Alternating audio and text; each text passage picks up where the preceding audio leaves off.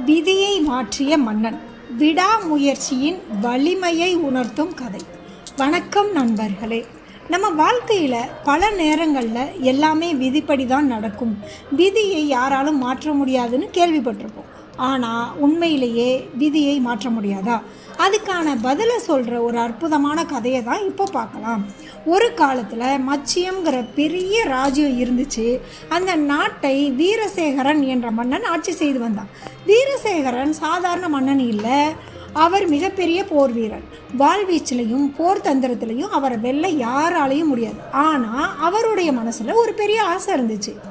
நான் வாழ்க்கையில் ஒரு நாள் கூட தோக்கக்கூடாது, எந்த போருக்கு போனாலும் நான் தான் வெற்றி பெறணும். அந்த ஆசையை நிறைவேற்ற என்ன செய்யலாம்னு அவர் தன்னுடைய அமைச்சரவையை கூப்பிட்டு கேட்டார். அமைச்சர் ஒருத்தர் கொஞ்சம் யோசிச்சுட்டு, அரசே, அடர்ந்த காட்டுக்குள்ளே யாருக்கும் தெரியாத ஒரு பழமையான காளி கோவில் அங்கே இருக்குது. ரொம்ப அரிதாக வர்ற ஒரு பௌர்ணமி நாளில் அங்கே முழு மனசோட பூஜை செஞ்சால் காளி தேவி நேரில் வந்து காட்சி கொடுத்து வேண்டிய வரம் தருவாங்கன்னு பெரியவர்கள்லாம் சொல்லியிருக்காங்கன்னு சொன்னார். அடுத்த பௌர்ணமி வந்ததும் வீரசேகரன் அந்த காட்டுக்குள்ளே இருந்த கோவிலுக்கு போய் பக்தியோட பூஜை செஞ்சான். அவனுடைய உண்மையான பக்தியை பார்த்த காளி காட்சி கொடுத்தா, வீரசேகரா, என்ன வரம் வேண்டும் கேள் என்று கேட்டார். உடனே அவர், தாயே, நான் எந்த போருக்கு போனாலும் வெற்றி மட்டும்தான் பெற வேண்டும், என் வாழ்க்கையில் தோல்வியே வரக்கூடாது என்றார். அதை கேட்ட காளி மெதுவாக சிரித்தாள். மகனே, வெற்றியும் தோல்வியும் வாழ்க்கையின் இரண்டு பக்கங்கள். எப்போதும் வெற்றி மட்டும் யாருக்கும் கிடைக்காது. அந்த வரத்தை என்னால் கொடுக்கவும் முடியாது. அப்படி சொல்லிவிட்டு ஒரு அழகான மந்திர கண்ணாடியை அவரிடம் கொடுத்தாள்.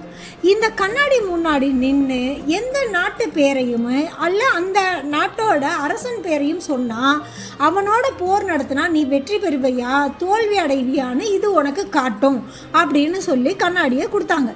வீரசேகரனுக்கு ஒரே சந்தோஷம். அதற்கு பிறகு எந்த நாட்டின் மீது போர் தொடுக்க வேண்டும் என்று முடிவு செய்வதற்கு முன்பும் அந்த மந்திர கண்ணாடியிடம் போய் கேட்டு பார்த்தார். வெற்றி கிடைக்கும் என்று காட்டிய நாடுகளின் மீது தான் போர் செய்தார். ஒன்றன் பின் ஒன்றாக எல்லா அரசர்களையுமே வென்று தனது ராஜ்யத்தையும் பெரிய பேரரசாகவே மாற்றிவிட்டார். அவருடைய வீரத்தை பற்றிய செய்தி எல்லா நாடுகளுக்கும் பரவியது. அதன் பிறகு பல அரசர்கள் வீரசேகரனோட சண்டை போட்டால் தோல்விதான், பேசாமல் நாமளே சரணடைஞ்சிடலான்னு நினச்சி போரே செய்யாமல் சரணடைந்து விட்டார்கள். இதனால் வீரசேகரனுக்கு மகிழ்ச்சி வரவில்லை. என்னுடைய வீரத்தை யாரும் சோதிக்கவே இல்லையே என்று வருத்தப்பட்டார். மீண்டும் அமைச்சரிடம் ஆலோசனை கேட்டார். அப்போது அமைச்சர் ஒரு வித்தியாசமான யோசனையை சொன்னார்.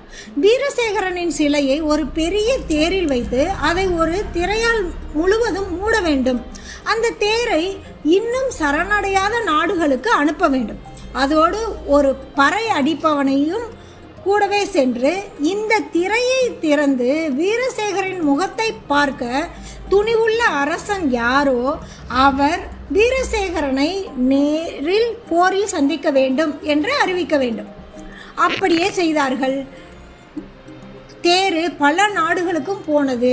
ஆனால் எந்த அரசரும் அந்த திரையை திறக்க துணியவே இல்லை. இறுதியாக அந்த தேரு பாதிர நாடு சென்றது. அந்த நாட்டின் அரசன் தர்மவீரன். அவர் மிகவும் துணிச்சலான மனிதர். எங்கள் நாட்டுக்கு வந்து இப்படி சவால் விடுகிறானா என்று கோபம் அடைந்த அவர் தயக்கமே இல்லாமல் திரையை திறந்தார். இந்த சவாலை நான் ஏற்கிறேன் என்றும் அறிவித்தார். போர் நாள் நெருங்கியது. வீரசேகரன் வழக்கம் போல மந்திர கண்ணாடியிடம் கேட்டார். அந்த கண்ணாடி தெளிவாக இந்த போரில் வெற்றி வீரசேகரனுக்குத்தான் என்று காட்டியது. அதனால் முழு நம்பிக்கையோடு போர்க்களத்திற்கு சென்றார். ஆனால் போர்க்களத்தில் நடந்ததே வேறு. தர்மவீரனும் அவனுடைய வீரர்களும் உயிரை கூட பொருட்படுத்தாமல் கடைசி மூச்சு இருக்கும் வரை போராடினார்கள். அவர்களுடைய ஒற்றுமை, அவர்களுடைய தன்னம்பிக்கை, அவர்களுடைய விடாமுயற்சி இவை எல்லாம் சேர்ந்து வீரசேகரனின் பலமான படையையே திணற வைத்தது. இறுதியில் எப்போதுமே வெற்றி பெற்ற வீரசேகரன் முதல் முறையாக தோல்வியை சந்தித்தார். அது மட்டுமல்ல, தர்மவீரன் அவரை சிறையிலும் அடைத்தார். சிறையில் இருந்த வீரசேகரனுக்கு ஒரு கேள்விதான் மனசுக்குள் ஓடிக்கொண்டே இருந்தது. மந்திர கண்ணாடி நான் தான் ஜெயிப்பேன் என்று சொன்னதே, அப்புறம் நான் எப்படி தோற்றேன்? அவர் மனமுருகி காளி தேவியை வேண்டினார். உடனே காளி தேவி அவர் கண் முன் தோன்றினாள். வீரசேகரா, அந்த கண்ணாடி பொய் சொல்லவில்லை. அந்த நேரத்தில் இருந்த விதிப்படி நீதான் வெற்றி பெற வேண்டியவன். ஆனா தர்மவீரனும் அவருடைய வீரர்களும் காட்டிய விடாமுயற்சியும் அசைக்க முடியாத மன உறுதியும் உயிரை கூட பொருட்படுத்தாமல் அவர்கள் போராட்டம் செய்தது அவர்களுடைய விதியையே மாற்றியது. நினைவில் வைத்துக்கொள், விதி எழுதப்படலாம், ஆனால் அதை மாற்றும் சக்தி மனிதனோட விடாமுயற்சிக்கும் கடின உழைப்புக்கும் மட்டும்தான் இருக்கும். அந்த வார்த்தைகள் வீரசேகரனின் வாழ்க்கையை முழுவதுமாக மாற்றியது.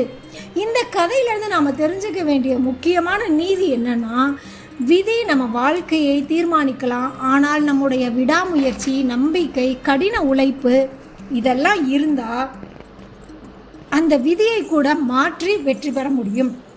நண்பர்களே, இந்த கதை உங்களுக்கு பிடிச்சிருக்கா? உங்கள் நண்பர்களோடும் பகிருங்கள்.